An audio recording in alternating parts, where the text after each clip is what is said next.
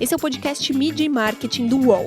Toda semana a gente entrevista um executivo da área sobre carreira, propaganda e negócios.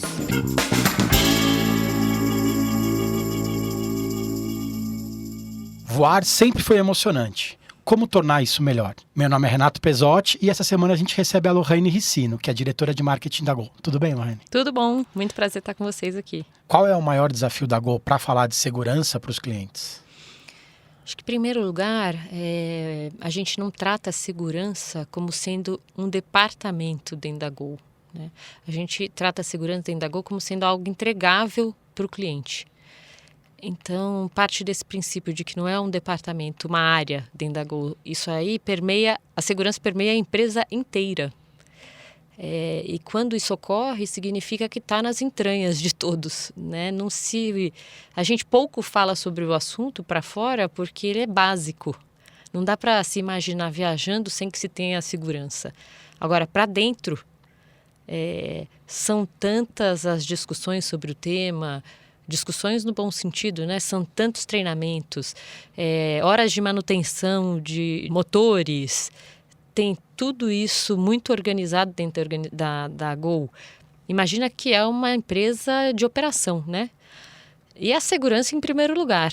O resto a gente faz para deixar o cliente se sentir confortável dentro do voo e ter prazer. E aí fica uma dicotomia. Você tem que falar do assunto, mas não pode falar muito. Você até pode falar, mas a gente considera que é desnecessário, porque o cliente que viaja com você tem que ter uma confiança absurda. Quando ele entra no avião, ele não pode nem ficar pensando nesse tema, né? Você viaja sabendo que a coisa vai dar certo. Não é o meio de transporte mais seguro que existe? Então, é um entregável nosso. Será seguro porque a gente faz de tudo para que você chegue do ponto A ao ponto B da melhor forma possível, que primeiro chegue e segundo, da melhor forma possível, com o maior prazer. Em relação à tecnologia, as novidades para os clientes, elas se multiplicam, né? Hoje em dia é muito mais fácil fazer o check-in pelo aplicativo, tem Wi-Fi dentro do voo. Como que é a comunicação disso para os clientes? Para todo mundo ficar sabendo que tem as novidades, que elas se multiplicam assim nessa velocidade? Essa também é uma pergunta muito bacana, né? Eu me lembro, eu tô no grupo, já vão fazer 4 anos.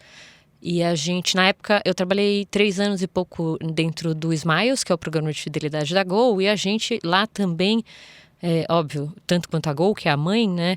Éramos considerados uma empresa inovadora. E quando você é inovador, pressupõe-se que você crie coisas o tempo todo, né? Você está ali, tem pessoas trabalhando, criando coisas novas, pensando em coisas novas o tempo todo. Assim acontece na Gol também, porque a gente é uma empresa inovadora, é uma empresa aérea inovadora. Agora, quando você cria uma série de coisas e lança uma atrás da outra, querendo que o cliente entenda tudo aquilo e conheça tudo aquilo, fica complicado. Porque eu estou usando o exemplo do Smiles, porque era muito assim, a gente tinha tanto produto e serviço bacana, mas a gente comunicava tanta coisa que no final das contas a gente pensava, será que todo mundo sabe que a gente tem isso aqui? Será que todo mundo sabe que eu tenho hotel e a pessoa pode ganhar milha por diária?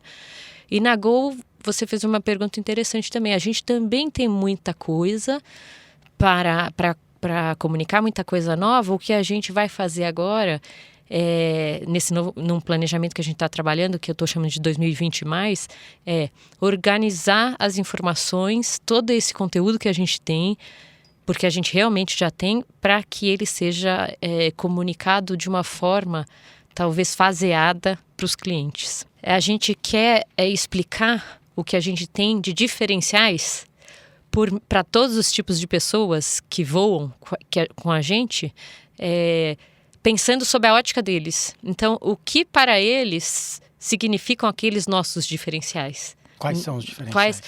Então, por exemplo, um Wi-Fi, por exemplo, um espaço entre as poltronas, produtos e serviços, né, que nós consideramos diferenciais.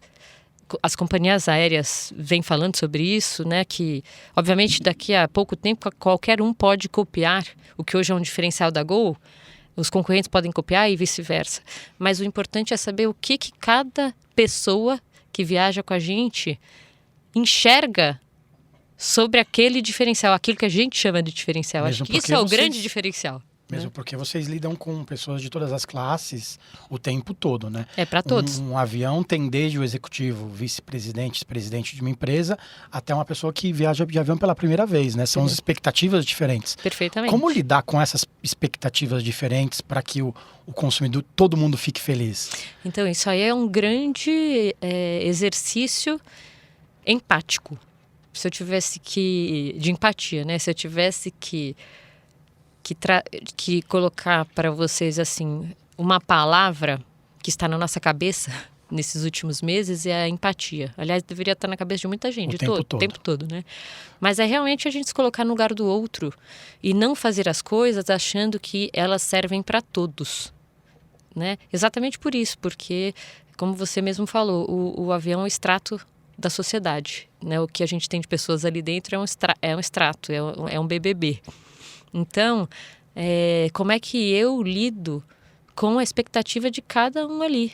Porque aquele que está viajando pela primeira vez, talvez o Wi-Fi não seja tão importante quanto para aquele executivo que viaja o tempo todo e precisa resolver questões. Talvez para aquele cara que está viajando pela primeira vez, o contato humano seja muito mais relevante. importante. E, óbvio, a tecnologia está por trás de tudo isso, sem sombra de dúvida, né? Tudo que tem a ver com a operação já tem tecnologia embarcada. A questão é, o cara que viaja pela primeira vez quer mais contato humano, então precisa da minha tripulação mais perto.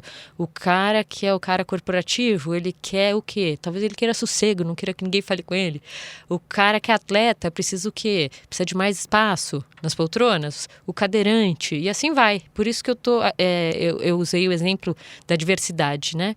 O extrato da sociedade está ali dentro do avião. E a gente vem pensando muito nisso. E lidar também com as expectativas e às vezes com os erros, né? Tecnologia não depende só da empresa. Às vezes o executivo chega no avião, ele quer o Wi-Fi e não está disponível, né? Uhum. Também tem que lidar com esse sentimento diferente das pessoas. A gente lida, e aí que vem a questão sempre humana, né? A tecnologia, sem sombra de dúvida, ela veio para... Eu sempre falo que ela veio para nos ajudar a sermos humanos melhores, né? É assim que eu a enxergo. Não substitui o humano. Então, os nossos colaboradores e tripulação, o pessoal de aeroporto, principalmente, são todos muito treinados para lidar com os diferentes tipos de pessoas e frustrações e alegrias, né? Porque tem de tudo dentro de um voo. E às vezes não pega mesmo o Wi-Fi. Como é que você faz? Você está fechando um negócio... Na hora de fechar, o Wi-Fi não pega. Como lidar com isso? E aí, gente, não há tecnologia, não há robô, não há a nossa GAL, né, que a gente tem, que possa ajudar. Realmente, é o contato, é a empatia, é a forma como você lida com a situação, é a conversa, né? E aí, por isso que eu digo, tem que ter esse lado. É lidar com o ser humano. Uma empresa aérea, ela sofre ataques ou reclamações absolutamente o tempo todo, né? Independente da campanha que você coloque na rede social, vai ter uma sequência de reclamação, porque não é simples colocar, acho que são mais de 700 voos por dia. Lógico que, evidentemente, alguns vão ter problemas. Como que é trabalhar esse SAC 2.0 o tempo todo, 24 horas, 7 dias por semana, e fazer com que os clientes se sintam satisfeitos? Primeiro é lidar com isso 24 horas, sabendo que é necessário lidar com isso. Ainda mais nessa nova era digital, na revolução digital, em que você está realmente exposto. E se você acha que não está, você está completamente enganado. Então, é aceitar e tomar conta disso. Então, também ter pessoas treinadas que possam dar respostas aos questionamentos, sejam eles positivos ou as críticas negativas, né? E o que a gente vem fazendo é exatamente isso. A gente vem procurando responder a críticas positivas e negativas da mesma maneira. O importante é respondermos, nos colocarmos, né? Quando seja o assunto um assunto light, né? Ou seja o assunto um assunto mais cabeludo. O importante é você dar um retorno não só para o cliente, mas como para a sociedade também. Mostrar que está tentando resolver o problema. Mostrar que está tentando. É o que se espera, né? Porque eu sempre digo, se você não tem um retorno de algumas indústrias sobre determinado assunto, você já se sente inseguro. Imagina de uma companhia aérea. Então, eu acho que é o mínimo que a gente tem que fazer. E a gente se expõe, sim, porque a gente mesmo quer... a gente está se colocando como um agente que proporciona o diálogo entre as pessoas. A nossa revista de bordo, a revista Gol, ela já trata sobre assuntos polêmicos, né? Então, uma vez que você coloca aquele assunto ali dentro do avião para 3 milhões de pessoas voarem, né, todos os meses, você minimamente está se posicionando. Se você se posiciona, você tem que saber que pode vir um retorno, positivo ou negativo. Então você tem que estar pronto para responder. E companhia aérea lida muito com a emoção, né? Completamente. É aquela coisa, você chega no aeroporto nervoso, mesmo quem é viajante frequente, ou está atrasado, ou está adiantado, não sabe que se vai chegar na hora, ou está indo viajar de férias, ou seja, não pode perder um dia de férias. É o tempo inteiro no limiar da emoção com a razão, né? Se a gente pensar, né, que estar dentro de um tubo de metal por algumas horas, pode ser por 1 hora apenas, com um bando de gente voando, já é um desconforto, né? Então, é uma coisa que mexe com a emoção mesmo. Pode ser que tenham pessoas que não tenham medo, que estão emocionadas porque vão voar pela primeira vez. Pode ser porque tem pessoas lá que tenham medo realmente de voar, mas há um desconforto. E pode ser positivo ou negativo, mas há uma sensação de desconforto, né? Então, você precisa fazer aquela história, né? Vou usar aqui um pouco do princípio do prazer, do Freud. O que a gente busca, no fundo, é prazer, né? Todo mundo. A gente tem que proporcionar isso, as indústrias precisam proporcionar isso aos clientes. É assim que elas se diferenciam. Então, seja por um tratamento diferenciado, seja porque você sabe que aquele cara que está voando pela primeira vez precisa de contato humano, seja porque você sabe que o cara do corporativo não quer papo, e você deixa ele em paz. Então, entender o cliente e tratá-lo do jeito que ele quer é dar prazer. Levar ele para o lugar onde ele quer, então... Melhor ainda. Melhor ainda, seja por qual motivo for, né? Você está falando de prazer. Como foi o prazer de trocar a Smiles pela Gol? Você ficou bastante tempo na Smiles, né? E está 1 ano mais ou menos, um pouco menos de 1 ano na Gol. Como foi o prazer dessa mudança? Olha, é engraçado, né? Porque se eu falar que foi um prazer sair da Smiles para ir para a Gol, vai soar estranho. Mas é um enorme prazer ter sido convidada pela Gol para assumir o marketing da Gol, sendo do grupo, né? Então, para mim significou que o trabalho estava sendo legal, que foi bem visto e que eu podia dar uma continuidade ali dentro da Gol. Podiam escolher N executivos de qualquer outra empresa e pegar uma pessoa de dentro. E me chamaram ali de dentro, né? Então foi um enorme prazer, continua sendo um prazer enorme, porque para mim, embora no mercado, no Smiles, que é o programa de fidelidade da Gol, estar numa companhia aérea é algo completamente diferente. Fora de qualquer... Se eu for comparar com qualquer indústria onde eu já trabalhei, nas quais eu já trabalhei, não tem comparação. Mídia e Marketing volta já. Os podcasts do UOL estão disponíveis em todas as plataformas. Você pode ver a lista desses programas em uol.com.br/podcasts. Recebe salário, faz transferência, pagamento, recarga de celular e até empréstimo, tudo sem taxa. PagBank, a sua conta grátis do PagSeguro. Baixe já o app e abra sua conta em 3 minutos. Você chegou na Gol o ano passado, né? Cheguei em abril do ano passado. E como é ser líder feminina dentro de uma empresa, de uma companhia ou de um setor que tem mais homens, né? Os pilotos são homens e os comissários são mulheres. Como que é quebrar esses paradigmas, esses estereótipos? É interessante também. Eu acho que há uns 9 meses também me entrevistaram. Eu faço parte de um grupo de marketing e me chamaram para fazer uma entrevista, né, no canal. E eu tinha acabado de me deparar com uma sensação interessante e você está me perguntando sobre ela, que foi entender o que significa ser uma líder mulher.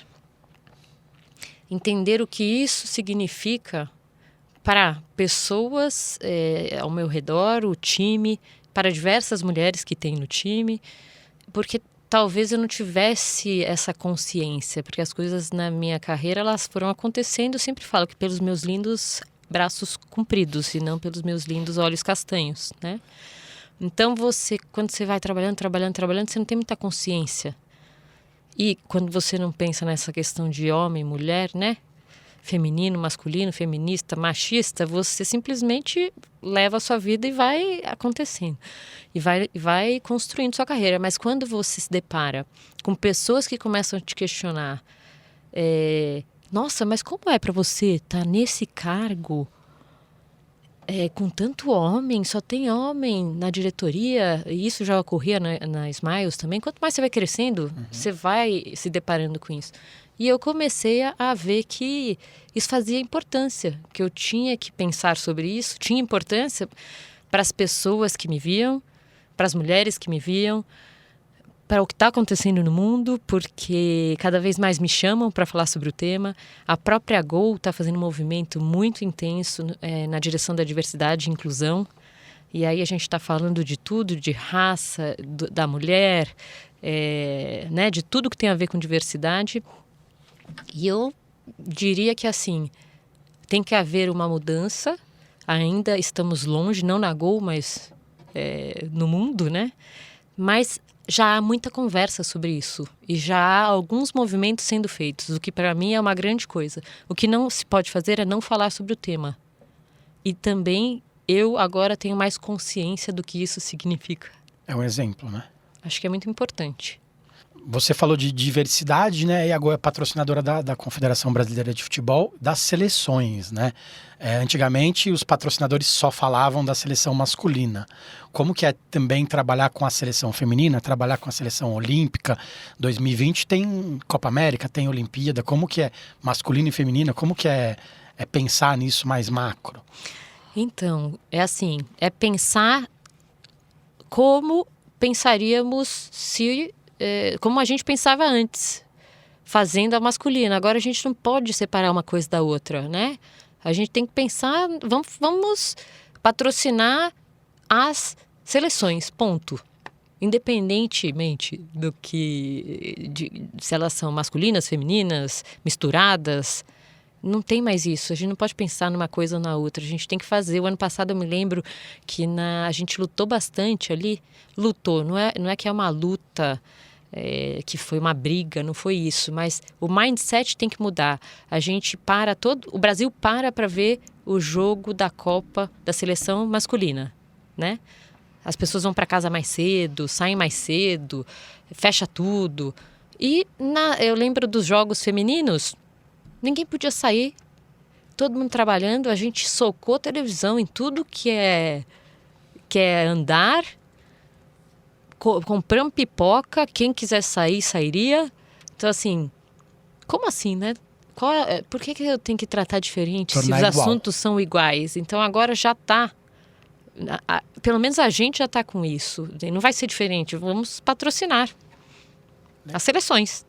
Em 2019, a Gol inovou, né? Colocando o Galvão Bueno para anunciar que os aviões tinham Wi-Fi. Foi uma das primeiras ações de marketing do Galvão Bueno, né? Nos últimos anos. Como que foi essa negociação com a Globo? Como foi a negociação com o Galvão Bueno?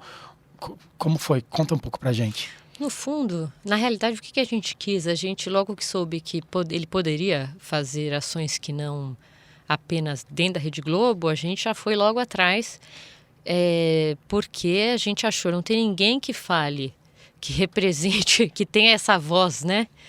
Que você pode fechar o olho. Podem gostar ou não do Galvão, independe. Mas você fecha o olho, você ouve a voz dele, você lembra de Fórmula 1 e você lembra de futebol. Então, a gente estava bem naquela época e pensou, ele é o cara para falar sobre esse tema, vai ficar na cabeça das pessoas, dentro do voo. Imagina quando você fechasse, mesmo que você esteja ali, seja um cara corporativo, esteja começando a dormir, e ele começa a falar... A voz Não dá para não saber que é o Galvão. Então foi também uma das ações, acho que foi uma das primeiras inovadoras que a gente fez com relação ao tema futebol. E deu muito certo, né? Porque, como eu disse, tem muita gente que gosta do Galvão, tem muita gente que não gosta, mas todos gostaram da ação. Independente se gosta dele ou não. Independente, porque teve muito comentário positivo. Muito, muito. A gente veio de tudo que é lado. E uma companhia aérea não deve lidar só com comentários positivos o tempo todo, né? Não, e tem de tudo. Por isso que eu digo, a gente tem que estar preparado para também ser feliz, né? Trazer o Galvão Bueno para dentro do avião torna as pessoas mais relaxadas? É um membro da família ali do nosso lado? Também é uma forma interessante. Você colocou agora uma forma interessante de tratar esse tema. Talvez nós não tenhamos pensado exatamente nessa questão de trazer um membro da família para dentro do avião, né? O que a gente pensou de fato foi trazer uma pessoa conhecida que seria reconhecida por meio de sua voz quando falasse sobre um tema nosso, um diferencial, né? Que era um produto, um serviço nosso. Mas no fundo é isso, porque quando a gente é tão treinado, todo mundo, com relação à questão da segurança. No fundo, a gente tem muita segurança por trabalhar na Gol, porque a gente sabe que não há dúvida sobre o tratamento que se dá para esse tema, né? Mas óbvio que quando você dentro do avião consegue fazer algumas ações, a do Galvão foi uma, a gente já fez outras do tipo, levamos hambúrgueres de uma outra marca para serem distribuídos por outra marca dentro do avião. Você vai tirando a pessoa daquela zona de desconforto que eu falei, né? Ou mal ou bem, existe uma zona de desconforto e você vai fazendo o negócio ser mais relaxado. Então, o que se fala a bordo, as ações a bordo, a revista de bordo, né? Tudo que você tem dentro do avião faz com que as pessoas se sintam relaxadas. Isso ajuda Talvez na confiança essa das sua pessoas. frase de você se sentir em casa, com família, é bacana. Seja uma forma de enxergar. Vamos falar um pouco de você, né? Agora você é skatista, né? Como que fica essa mudança de carreira? Olha, tem um bando de gente preocupada comigo. Falaram que eu vou entrar pro INSS rapidinho. Então, eu já fui skatista, mais jovem. E aí a gente vai ficando mais velho e vai ficando mais doido, né? E tirei férias, estou voltando hoje, inclusive. E aí resolvemos partir para o skate de novo. Eu, meu marido e a minha filha, que viu que nós dois compramos os skates e quis também. Só que ela está muito melhor que a gente. No primeiro dia, obviamente, ela já saiu andando. Mas é uma delícia. O que dá mais nervoso, voar ou andar de skate? Certamente andar de skate.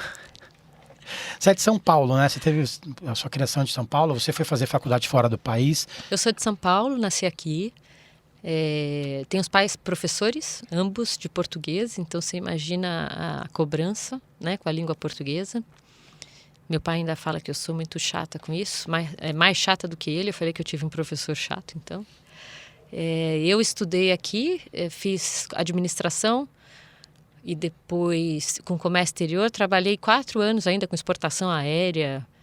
Falo que não saí já comecei aí nesse meio, mas aí eu vi que o negócio não era para mim. Logo entrei no marketing e fui fazendo marketing para não marqueteiros. Eu me lembro desse curso na ESPM, existia, que eu estava trabalhando numa empresa belga na época, na área de exportação, e a área de marketing era na frente. Eu falei, tem alguma coisa ali que me interessa.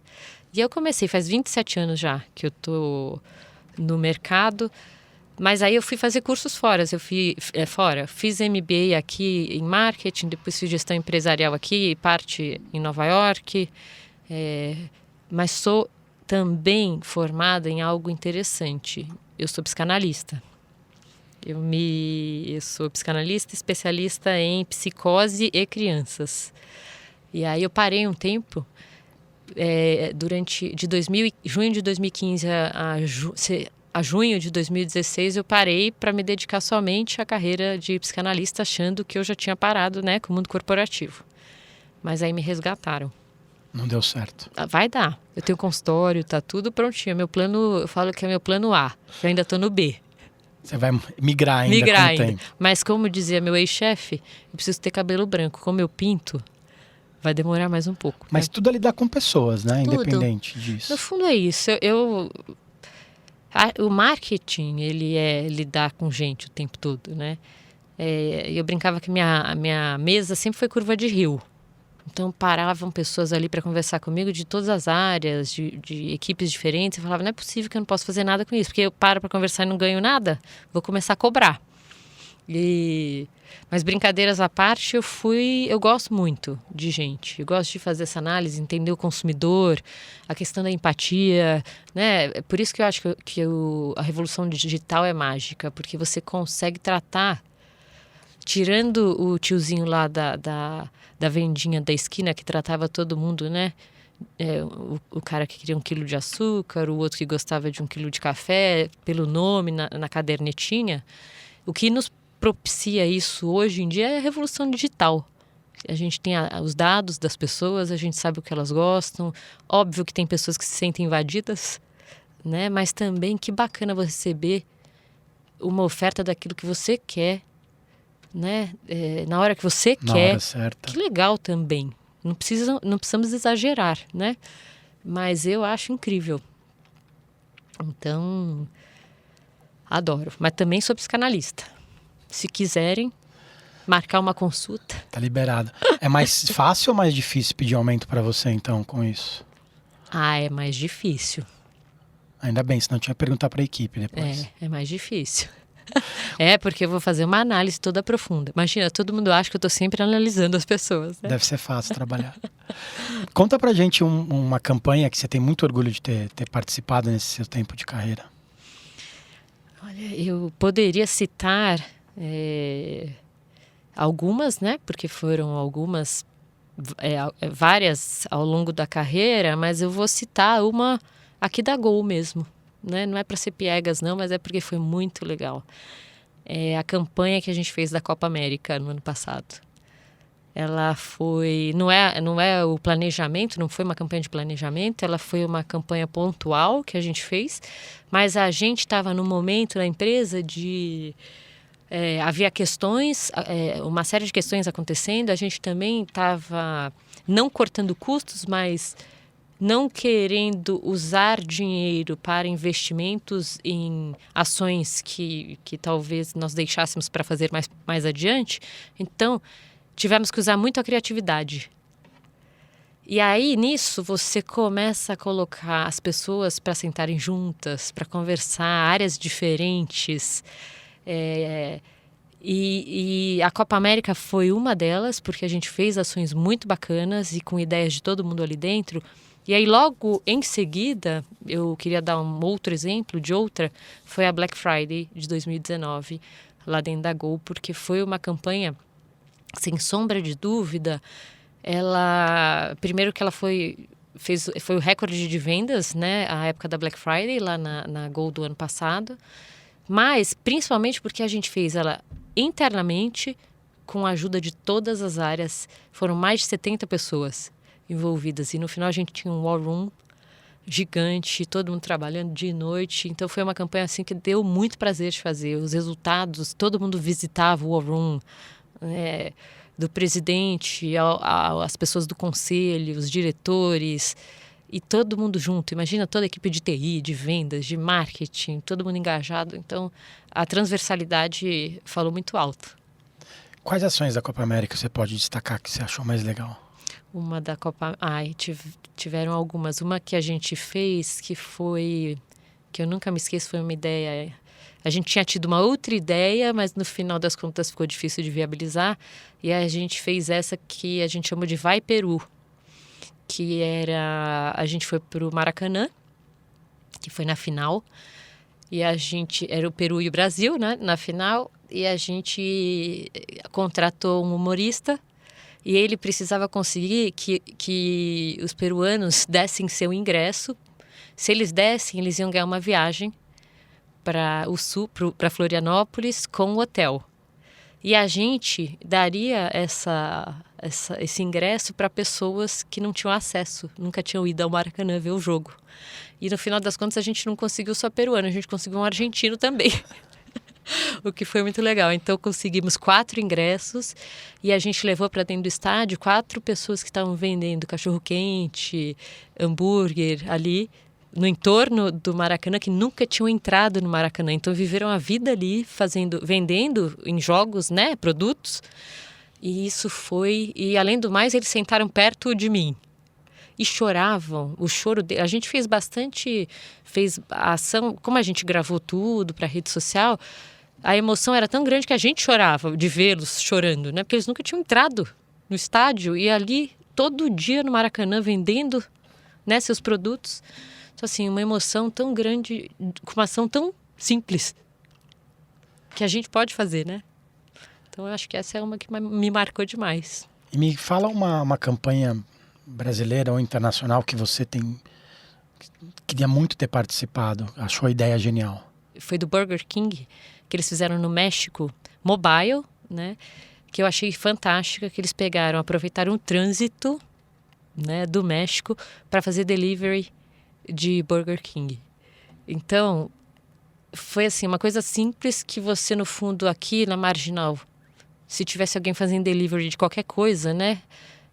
Ia ser genial. Então você imagina que a pessoa pedia ali eu esqueci o nome agora de qual dos sanduíches, mas você fazia um pedido e a pessoa, o cara entregava para você ali no trânsito. Recebia no trânsito. Então achei assim, você usou os recursos e a situação do país e de uma cidade para fazer algo divertido e que tirasse as pessoas aquela história, sai do comum e deixa as pessoas mais leves, porque o trânsito deixa você irritado, né? Desconfortável. Eu vou dizer para vocês que eu tenho sempre a Heineken na cabeça, porque eu acho que as campanhas da Heineken são sempre geniais, porque elas são inteligentes. E essa da Heineken foi nessas últimas semanas em que a Dolly Parton fez aquele quadrinho em que ela pôs ela vestida, né, como uma foto do LinkedIn, do Tinder, do Facebook e do Instagram. E aí as marcas começaram a fazer também. Quando eu vi a da Heineken, porque eles são muito ligados, né? Eu estava de férias, já liguei lá pro pessoal na Go, a gente fez. E ela sempre, porque eu sigo muito tudo que eles fazem. Eles já estavam seguindo algo que tinha sido feito, né? Quando eu olhei, a gente fez muito rapidamente o nosso e realmente teve um impacto absurdo. O nosso, por conta da Heineken que eu tinha visto e que veio por meio da Dolly Parton, então fantástico. Mas é uma marca que eu admiro. Legal. Obrigado pelo tempo. Obrigada a você, um prazer enorme. Valeu, gente. Semana que vem tem mais. Os podcasts do UOL estão disponíveis em todas as plataformas. Você pode ver a lista desses programas em uol.com.br/podcasts. Mid Marketing tem reportagem e entrevista de Renato Pesotti, edição de áudio de João Pedro Pinheiro e coordenação de Juliana Carpanês.